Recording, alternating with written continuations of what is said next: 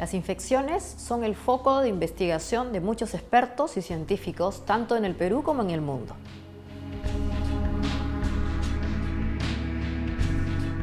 La bartonelosis es la llamada enfermedad de Carrión. Es una enfermedad que solamente ocurre en Perú, Ecuador y también en Colombia. Esta enfermedad es transmitida por la picadura de un zancudo, pero este zancudo se esconde muy bien en las grietas de los cerros y no puede ser erradicada por los medios que se usan para erradicar, por ejemplo, al mosquito que transmite la malaria, el dengue. Entonces, por esa razón nosotros estamos buscando una medida efectiva que es el desarrollo de una vacuna. De esta manera podemos proteger la salud de la población que vive en las zonas andinas, especialmente Ancash, Cusco, Cajamarca, Huancayo, Huancavelica. Un trabajo muy importante porque su desarrollo va a significar un punto de quiebre en la ciencia en el Perú y va a ser una gran contribución porque hemos empezado haciendo el secuenciamiento del genoma de la bacteria. ¿Qué quiere decir esto en cristiano? Que hemos identificado todos los genes de esta bacteria con el fin de trabajar con los genes que están en la pared de la bacteria para ver cuál de ellos es el que puede producir la mayor reacción del organismo para defenderse de este microbio. Al identificar esa proteína, vamos a poder luego en el laboratorio purificarla, después pasarla a inyectarla en animales, ver si reaccionan bien o no, si responden a la vacunación y si es segura, porque también puede producirles daño. Si pasa todas estas pruebas, empezaremos la fase de ensayos clínicos. Este es un largo camino en el que hay un grupo de científicos que está liderado por el doctor Carlos Padilla y que están trabajando con lo último de biología molecular, genómica y también ahora bioinformática. La bioinformática, ¿para qué nos sirve? Para poder identificar lo que le decía, cuál es la proteína que provoca la mayor reacción de las defensas del organismo. Porque como ustedes saben, las vacunas son una respuesta de la defensa del cuerpo frente a un organismo externo como un microbio que puede hacer daño. Pues los satélites nos dan muchísima información de gran utilidad para la salud. Nos dicen muy bien cómo está el clima, las condiciones ambientales y que eso es muy importante para lo que se conoce para la ecología de las enfermedades infecciosas, ¿no? Donde determinadas condiciones climáticas pueden favorecer la transmisión de enfermedades o la llegada de una determinada enfermedad a una nueva región geográfica.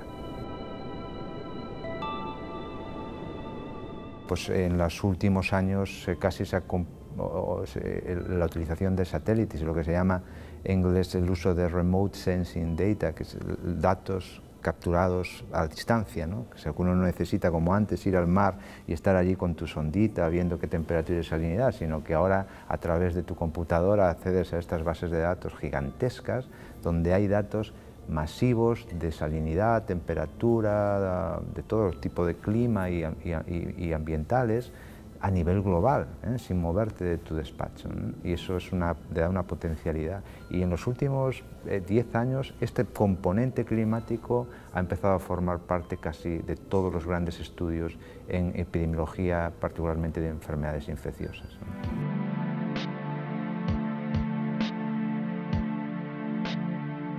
En mi caso, que mi especialidad son las enfermedades infecciosas, es un poquito distinto, ¿no? Porque como hablábamos antes de la ecología de estos organismos que causan la enfermedad, eso es lo crítico, o del vector que transmite la enfermedad. Pensemos, por ejemplo, en el dengue y la malaria, el mosquito, ¿no?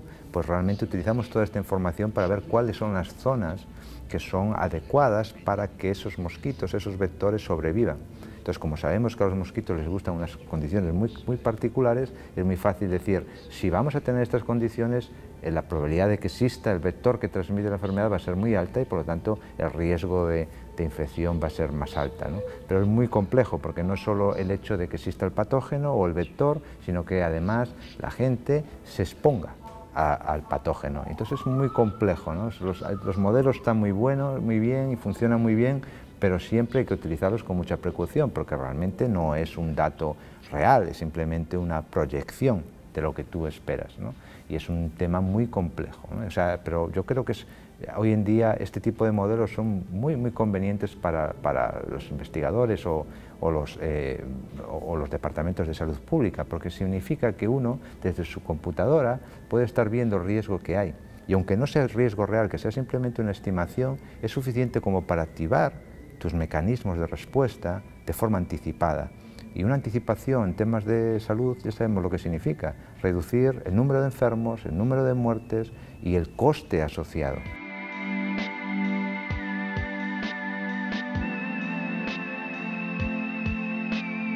Nosotros estamos trabajando ya usando lo que se llama Big Data, que es un sistema para manejar grandes volúmenes de información, bases de datos.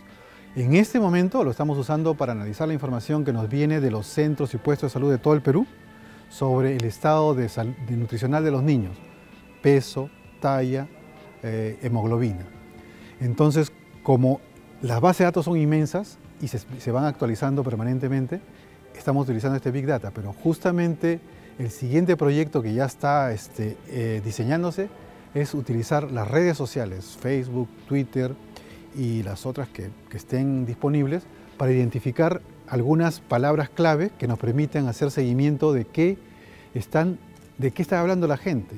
Por ejemplo, lo que usted dice ya se usa en otros países. En Estados Unidos conocemos estudios que se han hecho con esto, que permiten conocer antes que se produzca la epidemia en el establecimiento, qué está pasando en una población. Por ejemplo, la gente comienza a hablar, no puedo ir a la fiesta porque estoy resfriado. O hoy día no fui a trabajar, estoy en cama con tos y con fiebre.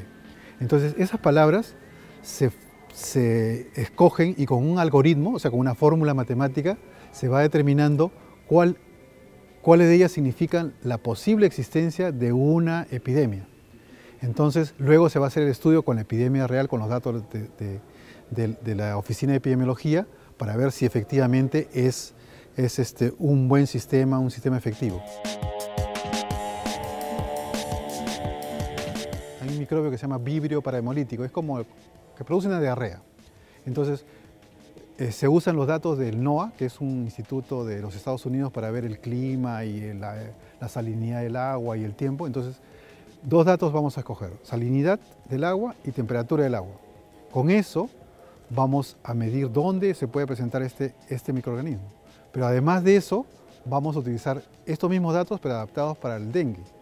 Y además, como estamos comprando un aparato que se llama secuenciador, que permite ver el genoma de los microorganismos y de las personas, con ese secuenciador vamos a poder saber qué tipo de características genéticas tiene ese microbio, y lo vamos a poder seguir, lo vamos a poder mapear.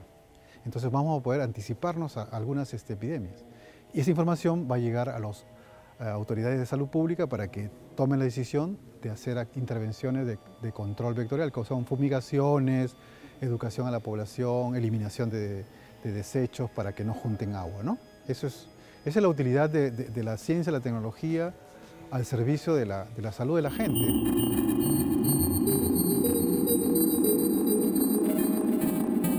El niño tiene un impacto, digamos, afecta de dos maneras. Tiene un impacto directo, ya que es un evento principalmente oceanográfico, y como evento oceanográfico introduce en Perú cosas nuevas, organismos nuevos, y esos organismos, si son patógenos, van a causar enfermedad.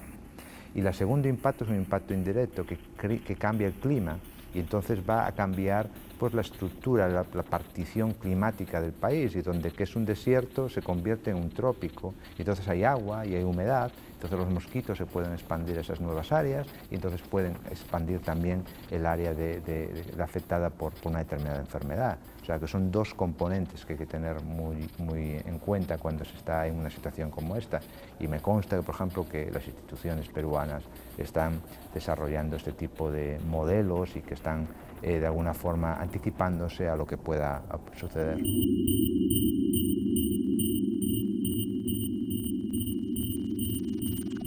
Por ejemplo, ahora en Europa estamos en pleno invierno, y aunque aquí no ha llegado el niño de viento fuerte, pero el niño está ahí fuera, y allí estamos a 23, 24 grados cuando deberíamos estar a 7.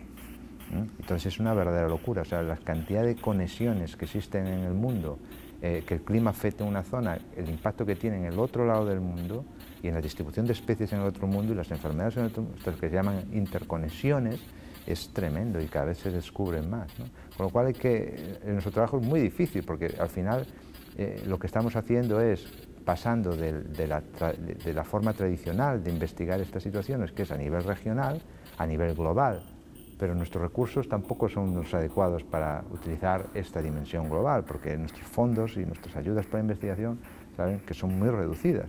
Entonces es muy complejo y todo se basa mucho en tener muy buenos amigos a los cuales pidas ayuda y a veces no la mejor forma ni la más idónea para abordar estos temas tan complejos, ¿no?